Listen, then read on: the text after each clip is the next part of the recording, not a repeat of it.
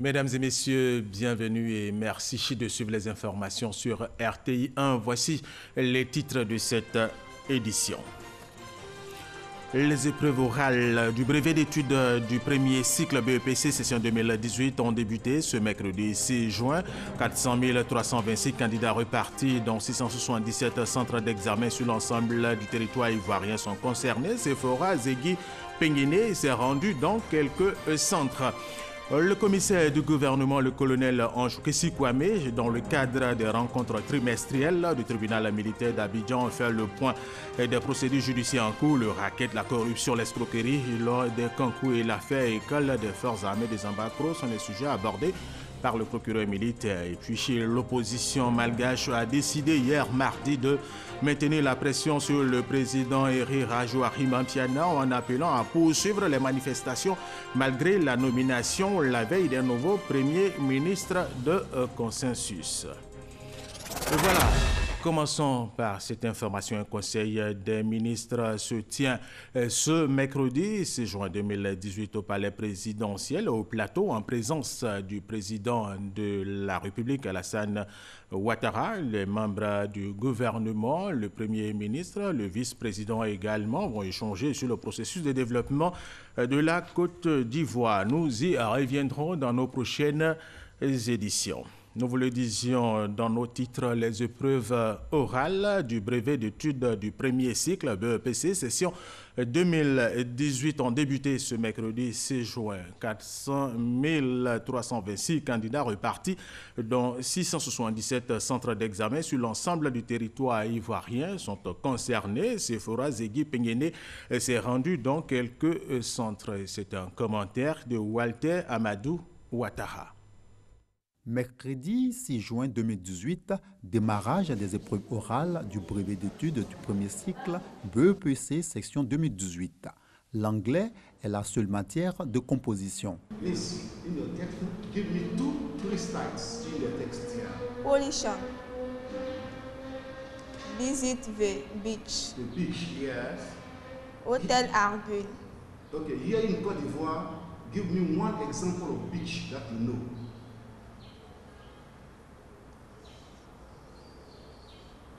Do you know a beach? Yes. Give me one example of beach in Côte d'Ivoire.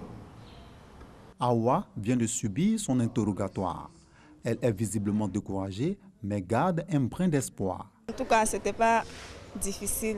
Je n'arrivais pas à bien répondre aux questions parce que j'étais un peu stressée. Pour la première journée, au centre Djedje Amodji-Pierre d'Adjamé, les enseignants jugent passable le niveau des élèves. Le gros problème, c'est le stress. On sent qu'elle a peur. Et donc, ça influence un peu, je veux dire, sa prestation. Selon la présidente du centre, aucun cas de force majeure signalé. Tout se passe bien. Les enfants sont là.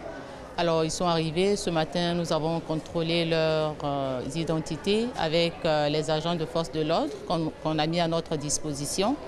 Et ils sont là. Ceux qui ne passent pas maintenant, on les a parqués dans une salle d'attente. Et ceux qui doivent passer sont avec les différents interrogateurs. Collège Notre-Dame du Plateau, il est 8h17. Élèves et professeurs sont en pleine discussion. Ici, le niveau est moyen. Ils comprennent les questions qu'on pose. Ils ont toutes petites difficultés pour répondre, mais nous les y aidons. Voilà. Et je crois que ça va. Le niveau moyen, pour ce que je constate ce matin. Les épreuves orales prennent fin le 9 juin pour laisser place aux épreuves écrites qui auront lieu du mardi 12 au jeudi 14 juin prochain. Voilà, justement, ces épreuves orales prennent fin le samedi 9 juin prochain. Comme les autres élèves de la Côte d'Ivoire, les élèves en classe de CM2 du département de Méadji ont composé hier pour le concours d'entrée en 6e et l'examen du CEPE. Ces candidats au nombre de 7204 ont reçu la visite des autorités préfectorales et politiques du département de Méadji. Kwasi Mamadou. Sont 7204 élèves repartis dans 13 centres d'examen qui composent pour cette session 2018 du concours d'entrée en 6e et de l'examen du CEPE dans le département de Méadji. Ces élèves ont reçu la visite des autorités administratives et politiques du département de Méadji. Le préfet Jacques Atrikwaku, accompagné du maire Yaondri, ont sillonné quelques centres d'examen, notamment l'école catholique, l'école Terre Rouge et le groupe scolaire Cato. Ils ont saisi l'occasion pour encourager les élèves tout en leur demandant de se sentir en situation de classe, à ne pas tricher et surtout à être concentrés sur les épreuves. Bon, aux élèves, j'ai dit de travailler sereinement, que ce sont des devoirs comme tous ceux qu'ils ont déjà eu au cours de toute l'année, de travailler sereinement, de ne pas avoir peur, de ne pas regarder chez le voisin. Maintenant, à l'endroit des surveillants, on les appelle à la vigilance, eux-mêmes à la sérénité, et de ne pas céder aux pressions de quelques parents que ce soit. Parce que s'ils le font, ils mettent eux-mêmes leur carrière en jeu. Il y a la sanction administrative, mais surtout la sanction pénale qui les attend au cas où ils seraient pris comme auteurs ou co-auteurs ou complices d'une quelconque tricherie. Des conseils bien perçus par les élèves qui se disent confiants. Ils ont promis aux autorités administratives et politiques un taux de réussite pour le département de Miyagi de 100%. Après la ville de Miyagi, les autorités ont mis le cap sur les centres d'examen en zone rurale. En plus des élèves, on notait dans les environs des centres d'examen une forte présence de parents d'élèves venus accompagner et soutenir leurs enfants. Tous les ans, le Bureau international de l'Union postale universelle lance le concours international de composition épistolaire ouvert à tous les enfants et adolescents du monde entier dont l'âge est compris entre 9 et 15 ans. Les pays participants organisent le concours au niveau national, cas de la Côte d'Ivoire. C'est un concours qui vise à promouvoir l'alphabétisation et à développer les compétences épistolaires et aptitudes des enfants à s'exprimer à travers des lettres. Francis Boafo. Elle a 15 ans et est en classe de première C au lycée scientifique de Yamoussoukro. Adja Salimata Timité est la lauréate nationale du concours épistolaire 2018 co-organisé par la Poste et la RTCI. Ce concours fait la promotion de l'alphabétisation des enfants et adolescents de 9 à 15 ans. Tel retenu pour l'Union postale universelle UPU, imagine que tu es une lettre qui voyage dans le temps. Quel message souhaites-tu transmettre à tes lecteurs? Le thème que j'ai expliqué dans ma lettre, c'était la scolarisation de la jeune fille. La scolarisation de la jeune fille participe au développement des nations. La copie de la lauréate nationale a été transmise au jury à Berne en Suisse, au siège de l'UPU, pour ainsi participer à l'épreuve internationale. Depuis 1971, un jury international évalue après des concours nationaux les copies des lauréats et désigne les vainqueurs. La Côte d'Ivoire a déjà remporté la médaille d'or vermeil lors de la deuxième édition en 1973. Bien plus que le développement de talents d'écriture, le concours épistolaire nous a permis de découvrir le sens de l'imagination de nos enfants et leur intérêt pour le secteur postal. Cette année, ce sont plus de 200 candidatures que le jury a réceptionnées à travers la Poste pour le concours national. Réinstaller dans l'esprit des populations, mais surtout des jeunes gens de Côte d'Ivoire, que le coursier de l'État est à leur disposition pour transporter leurs résultats scolaires, leurs colis et paquets. La Poste de Côte d'Ivoire est de retour dans le Conseil des Nations, dit le représentant du ministre de la Communication, de l'économie numérique et de la Poste. C'est bien la preuve que le secteur postal en Côte d'Ivoire, à l'instar des autres secteurs d'activité économique, est plus que crédible. L'organisation du concours épistolaire 2018 s'inscrit dans les préparatifs du 27e congrès de l'UPU qui aura lieu à Abidjan en 2020. Allons tout de suite au deuxième grand titre de cette édition. Le commissaire du gouvernement, le colonel Anjokessi Kwame, dans le cadre des rencontres trimestrielles du tribunal militaire d'Abidjan, fait le point des procédures judiciaires en cours. Le racket, la corruption, l'escroquerie lors des concours et l'affaire École des forces armées de Zambakro sont les sujets abordés par le procureur militaire Anjokessi Kwame. Abou Sanogo, reportage. Le tribunal militaire d'Abidjan renoue avec ses traditionnelles rencontres trimestrielles. Le procureur militaire, le colonel Ange Kessi Kwame, fait l'état des procédures judiciaires militaires engagées. À Chouefri, le patron du bataillon de sécurité de l'Ouest avait amené ses hommes à tirer sur la population à Chouefri. Il y a eu des morts. Et nous avons ouvert une enquête. Il y a un militaire qui a arrêté 2 personnes qui soupçonnent d'avoir volé sa moto. Il les a brûlés vifs. Donc lui, il est en prison actuellement. En mai 2017, des éléments de la gendarmerie d'Ara, croyant avoir affaire à des braqueurs, ouvrent le feu sur 5 occupants d'un véhicule. Et très vite, ces occupants sont identifiés comme étant des agents d'une société pont funèbre. Et là, ils sont déjà morts. Et arrêtés puis déférés à la maman, ces gendarmes attendent leur jugement. Autre point abordé, le racket et la corruption qui, selon le commissaire du gouvernement, sont des infractions qui déshonorent les armées. L'escroquerie au concours, dans le mode opératoire, est plutôt assimilable à la corruption des fonctionnaires. Il s'agit de quoi? Ce sont des policiers, des militaires, des gendarmes qui proposent à des victimes de retrouver des places dans une école. Et donc on lui donne l'argent, le monsieur il se tire. Je lance un appel à tous ces gars-là qui demandent aux gens de leur donner de l'argent pour aller leur donner des places au concours. Et quand ils arrivent, qu'ils remboursent, ça ne veut pas dire que l'inflation est éteinte. 4 dossiers de violation grave des droits humains, notamment l'affaire École des forces armées de Zambakro, seront jugés en octobre prochain. Nous avons inculpé tous les responsables de cette école, le commandant école, le commandant de la formation division, les élèves qui sont impliqués. Ils avaient déjà battu un élève et sur cet élève, nous avons, pendant l'autopsie, retrouvé des plaques de déformation des fesses. 2 semaines plus tard, nous apprenons qu'une autre élève a les mêmes séquelles et qu'elle était admise à l'hôpital. Et c'est les mêmes blessures. Donc on a demandé au médecin de venir nous expliquer ce qui s'est passé. Et c'est une procédure qui va aller jusqu'au bout. L'unité de lutte contre le racket a remis par la suite au commissaire du gouvernement 22 dossiers mettant en cause 35 gendarmes et policiers pour des faits de racket portant sur les sommes de 500, 1000 francs, 2000 et 10 000 francs CFA. Et ils seront tous jugés en octobre. Elle est tout à fait autre chose à présent. Des experts internationaux sont en Côte d'Ivoire pour renforcer les connaissances des médecins généralistes, des pédiatres et autres néphropédiatres africains à la prise en charge des maladies rénales de l'enfant. C'est une initiative de l'Association internationale de néphrologie pédiatrique basée à New York aux États-Unis d'Amérique en collaboration avec l'unité de néphrologie pédiatrique du CHU de Yopougon. Ami Sissoko. 2 petits garçons en séance d'hémodialyse. Ils ont 3 séances par semaine qui durent chacune 4 heures pour traiter leur insuffisance rénale.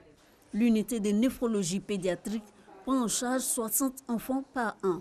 Cette unité logée au service de pédiatrie du CHU de Yopougon est unique en Afrique de l'Ouest et du Centre. C'est une des rares unités en Afrique subsaharienne qui applique cette technique de l'hémodialyse de l'enfant. En Afrique centrale, en République démocratique du Congo, c'est maintenant qu'il commence la dialyse péritonéale chez l'enfant. Et au Bénin également, la dialyse de l'adulte est subventionnée par l'État de Côte d'Ivoire et ça coûte 1 750 pour l'adulte et 80 000 francs encore pour l'enfant où ce n'est pas subventionné. La néphrologie pédiatrique étudie les maladies des reins de l'enfant. C'est une discipline peu connue qui nécessite une formation à l'étranger pour les spécialistes ivoiriens.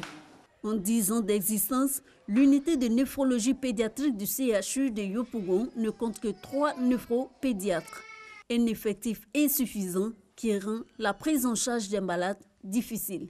L'opinion publique pense que la maladie rénale est une affection de la personne âgée et on ne pense pas que l'enfant peut être exposé. Aujourd'hui, c'est reconnu que c'est une maladie qui pose un problème de santé publique, mais qui se voit également depuis l'enfance.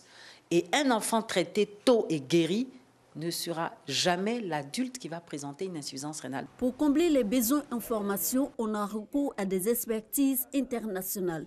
Le Tichinko, au cours international de néphrologie pédiatrique, permettant de former infirmiers, médecins généralistes, chirurgiens, pédiatres, urologues et néphropédiatres. Le médecin prescrit la séance de dialyse, mais c'est l'infirmier qui est auprès du malade, qui touche à la machine, qui prépare la machine.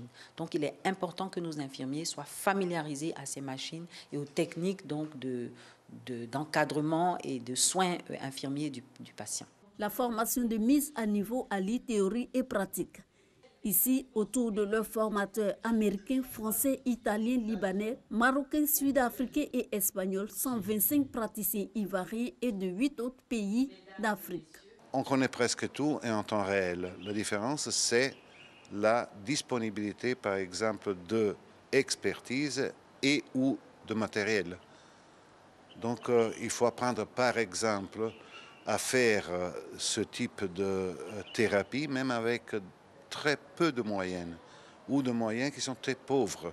Cette coopération nous permet d'homogénéiser les prises en charge et puis de permettre à faire une dialyse péritonéale dans un pays qui ne se fait pas, une hémodialyse dans un pays qui ne se fait pas. Donc ça nous permet vraiment d'améliorer la prise en charge des enfants africains. 48 heures d'échange sur la pratique de la néphrologie pédiatrique en Afrique. Experts et apprenants le consacrent à mettre en place un nouveau protocole de prise en charge des pathologies des reins de l'enfant en Afrique. L'ancien protocole étant jugé trop occidental, loin donc des réalités africaines. Et toujours en santé, 500 doses de vaccins sont mises à la disposition des enfants de la commune de Jacquesville. Ce geste est l'œuvre de l'organisation non gouvernementale Nklobakan, qui veut dire j'aime les enfants. Ces vaccins vont favoriser la prise en charge des enfants ou des familles démunies contre la méningite, l'hépatite B et la fièvre jaune. Olivier Iriebi Isayeo Jonan. Contribuer à la lutte contre les maladies telles que la méningite, l'hépatite B, la fièvre jaune et typhoïde chez les enfants. Une mission pour laquelle l'ONG Nklobakan s'engage dans la région des Grands Ponts. En vue d'atteindre cet objectif, 500 doses de vaccins ont été mises à la disposition des enfants des familles démunies de Jacquesville. Pour les initiateurs, cette opération vise à bouter hors de la Côte d'Ivoire les maladies infantiles pour l'éducation et l'épanouissement des enfants. Nous aimons les enfants et nous voulons leur santé. Ce sont nos futurs cadres du pays, comme je le dis toujours. Il faudrait prendre soin d'eux. Parce qu'un enfant qui est malade ne peut pas aller à l'école. Nous démarrons notre activité 2018 avec la campagne de vaccination sur au moins 3 villes d'Abidjan. Le chef de village de la localité a salué cette action de solidarité manifestée à l'endroit de leurs enfants. Pour lui, ce geste vient soulager les parents. C'est avec grand plaisir que je me vois entouré de toutes ces femmes qui viennent pour pouvoir apporter la santé. Je les encourage à venir persévérer. À force de persévérer, je crois qu'on arrivera à un chiffre normal de gens de bonne santé à Jacquesville. Depuis près de 5 ans, l'ONG Nklobakan apporte son soutien aux enfants démunis. Elle intervient notamment dans les secteurs de l'éducation et de la santé. La journée mondiale de l'environnement a été célébrée hier mardi ici en Côte d'Ivoire. La cérémonie officielle a eu lieu au plateau. Le thème « Combattre la pollution plastique ». Adrienne Grascando. 8 millions de tonnes de plastique finissent dans les océans chaque année, l'équivalent d'un camion à ordures complet chaque minute. Par ailleurs, près de 40% des océans sont considérés comme lourdement affectés par les activités de l'homme. Ces données du Programme des Nations Unies pour l'environnement illustrent bien l'ampleur de la question. La Journée mondiale de l'environnement est donc l'occasion d'inviter les populations à explorer des alternatives durables pour réduire la production et l'utilisation des sachets plastiques à usage unique. Cette journée mondiale, nous en profitons donc pour rappeler à nos concitoyens la nécessité de nous mobiliser tous pour dire non à l'utilisation des sachets plastiques et oui à tout ce qui est matériel réutilisable. La Côte d'Ivoire doit être la championne en la matière et nous avons déjà commencé donc à développer de belles initiatives. Il nous faut redoubler d'efforts. Nous sommes face à un problème qui est pressant et qui appelle également des actions individuelles et des actions collectives. Quand nous allons dans les restaurants, nous allons dire pas d'emballage plastique, pas de couvercle plastique.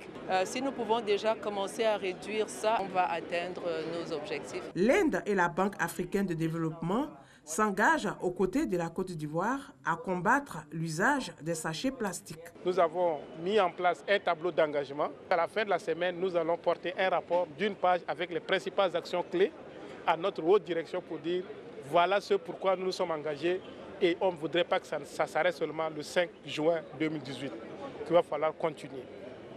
En plus de cela, nous avons travaillé avec les autres pour pouvoir mobiliser les acteurs qui travaillent dans ce domaine. C'est une filière assez importante. Pour rappel, une mesure d'interdiction des sachets plastiques a été prise par le gouvernement en 2013 pour résoudre ce problème de pollution. Il porte entre autres sur la production, l'importation et la commercialisation. L'organisation non gouvernementale Réflexe Citoyen a organisé samedi dernier une opération grand ménage ici dans la commune de Cocody. L'opération dénommée Baby Plugin est une combinaison de sport et de ménage. Elle a pour objectif d'inciter les populations à poser de bons gestes pour protéger l'environnement. Nadia Eja, Franco Quadio. Un environnement sain pour un corps sain. Voici ce qui justifie cette opération grand ménage dénommée Baby Plugging, une action qui combine jogging et nettoyage de la ville. À petite foulée, sous une pluie fine, ces citoyens ont procédé au ramassage de sachets plastiques dans des rues de la commune de Cocody. En fait, c'est pour impacter sur la population, pour amener, quand ils vont nous voir en train de ramasser les ordures, c'est pour les amener aussi à faire comme nous. Pendant que tu fais ton jogging, tu vois un papier traîner, tu peux te baisser, ramasser et tout. Ça va contribuer à rendre la ville propre. Le Baby Plugging est une initiative de l'ONG Réflexe Citoyen, une organisation qui entend contribuer à la lutte contre l'incivisme en Côte d'Ivoire. Au-delà de la commune de Cocody, les organisateurs espèrent éveiller l'instinct écologique sur tout le territoire ivoirien. Il faut être acteur de notre propre changement. Il faut se lever de la maison, il faut essayer aussi de prendre soin de son corps, tout en prenant soin aussi de son environnement.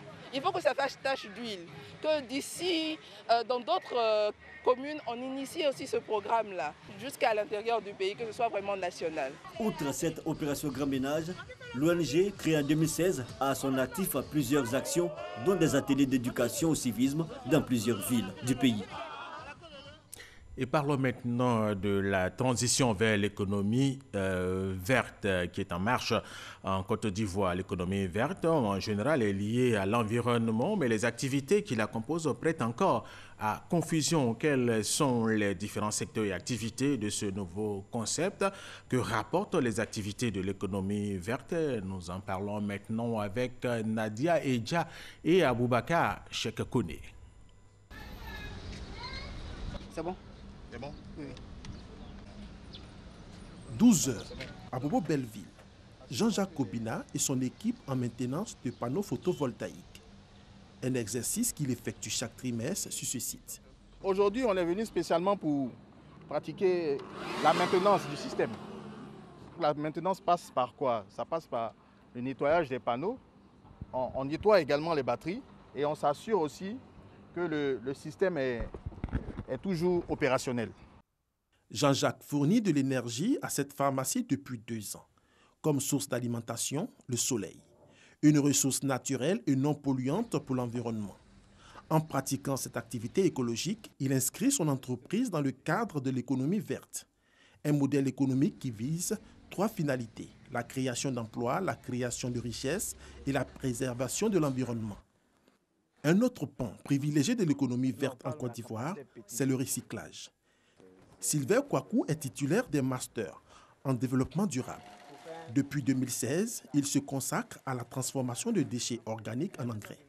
On récupère les déchets qui nous intéressent, on les met dans un processus qui part d'abord d'une fermentation pour permettre à ces déchets-là de se décomposer, ensuite une maturation et après qui passe à l'étape de conditionnement pour avoir le produit final. Comme l'entreprise de Silver, plusieurs autres activités de recyclage se développent dans le pays. Elles sont pour la plupart dans l'informel. Emmanuel Yeo est chef d'une entreprise d'efficacité énergétique. Entendez, gestion de l'énergie dans le but de réduire le gaspillage d'électricité. Aujourd'hui, il installe son système sur cet immeuble.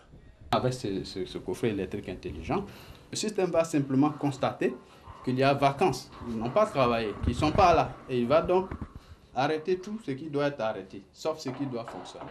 Et là, on devient vraiment efficace. Nous avons fait des installations dans des immeubles. Et là, on a une économie annuelle d'environ 400 millions. Cet ingénieur a démarré son activité en 2011.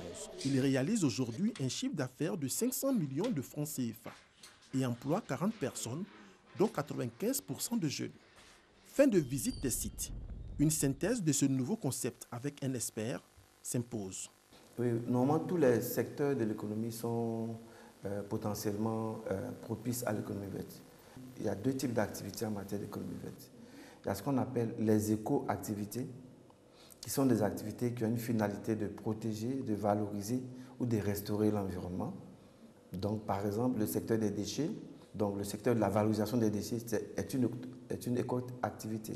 Le secteur de l'assainissement des eaux usées est une éco-activité. Le secteur de la foresterie est une éco-activité. Ensuite, on a ce qu'on appelle les activités verdissantes. On parle d'écologisation des activités économiques classiques. Par exemple, on ne parlera plus d'agriculture tout court, on parlera d'agriculture durable, on ne parlera plus de transport tout court, on parlera du transport durable. L'économie verte est le vecteur pour arriver au développement durable. Pour ces entrepreneurs, le secteur regorge d'opportunités. Avant, nous sommes partis avec des quantités de 300 kg, de 500 kg au maximum que nous recevions par semaine. En ce moment, nous sommes installés à Yopougon sur une parcelle de 100 m². Mais là, en ce moment, nous sommes sur une parcelle de plus de 2000 m². Si pour ces acteurs, l'économie verte est une niche de richesse, ils ne sont pourtant pas les seuls bénéficiaires. Leurs clients aussi y trouvent leur compte. Il y a un net avantage sur la facture de courant. Là, je l'ai senti. Mais donc, on va dire que je suis quelqu'un d'assez sensibilisé à cela maintenant. Quand on regarde par rapport à l'ensemble de la facturation par le passé et aujourd'hui, on a quand même eu des gains, je dirais, assez significatifs. Autour de 30% d'économies réalisées sur l'ensemble des facturations. À ce jour, il n'existe pas de données quantitatives de cette économie. Toutefois, selon les statistiques du Centre ivoirien de recherche économique et sociale, CIRES, les investissements verts pourraient contribuer à l'augmentation du produit intérieur brut de 33% en 2030 et 66% en 2040, avec une réduction considérable du taux de chômage. Mais tout n'est pas rose dans ce secteur vert. Il y a le problème des financements que nous recherchons toujours. Il y a le caractère réfractaire aussi des planteurs sur le terrain. Et puis aussi, il y a les nombreuses contraintes liées à l'activité, des réglementations par-ci, par-là. Face à ces difficultés, des actions sont menées par l'État pour faire de ce concept une réalité. Le gouvernement a introduit justement la dimension économique verte dans la plupart des politiques, plans et programmes. Lorsqu'on prend le PND 2016-2020, il y a tout un produit entièrement consacré à l'économie verte. Lorsque vous prenez l'ensemble des codes qui existent, le code de l'électricité, il y a eu la loi de développement durable, dont le cadre institutionnel s'est renforcé pour pouvoir créer un cadre propice à la pratique de l'économie verte en Côte d'Ivoire. Un répertoire de métiers et filières verts est en cours d'élaboration et sera inséré dans les programmes universitaires. La Côte d'Ivoire bénéficie également du Fonds pour l'environnement mondial octroyé par la Banque mondiale. Plus de 3 milliards de francs CFA ont été alloués au pays sur la période de 2014 à 2018 pour accompagner les projets de ce secteur d'avenir. Rendons-nous maintenant à Yamoussoukro où l'autorité nationale de régulation des marchés publics a formé les communes dites de petite taille sur les procédures de contrôle et de régulation des marchés publics. Soro Corona, RTI Boaké. Le montant alloué au marché public est passé de 150 milliards de francs CFA en 2010 à 700 en 2016. Un bon quantitatif qui inclut désormais les communes au budget modeste dans les procédures de passation des marchés publics. Les petites communes sont à l'école de l'autorité nationale de régulation des marchés publics. Aujourd'hui, avec la nouvelle définition des procédures des marchés publics, qui consiste à considérer comme marché n'importe quelle dépense, quel que soit le seuil, il est évident que même les communes au budget modeste sont concernées par ces procédures. Il faut donc que nous les approchions pour les former et communiquer aussi avec elles sur tout ce qui peut avoir comme problème et à l'issue de ces échanges-là, faire des recommandations aux autorités compétentes. Les élus locaux sont formés aux procédures de contrôle et de régulation des marchés publics. Les codes, les décrets et tests d'application, les procédures de résiliation, de demande de mise en demeure et autres mécanismes des marchés publics sont passés au peigne fin.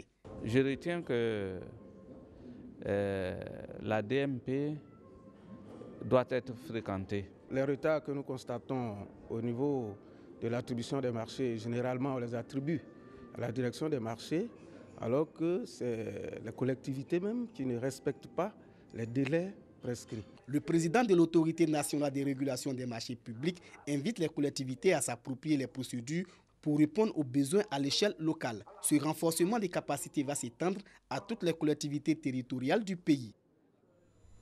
Voilà, et terminons avec cette information. L'opposition malgache a décidé hier mardi de maintenir la pression sur le président Eri Rajoelina en appelant à poursuivre les manifestations malgré la nomination la veille d'un nouveau premier ministre de consensus. Depuis fin avril, l'opposition manifeste quotidiennement dans le centre d'Antananarive. Voilà, nous allons y arriver. Et justement, c'est la fin de cette édition supervisée par Hugues Hervé Blé. Merci aux techniciens, merci à vous de l'avoir suivi. Restez avec nous sur RTI 1.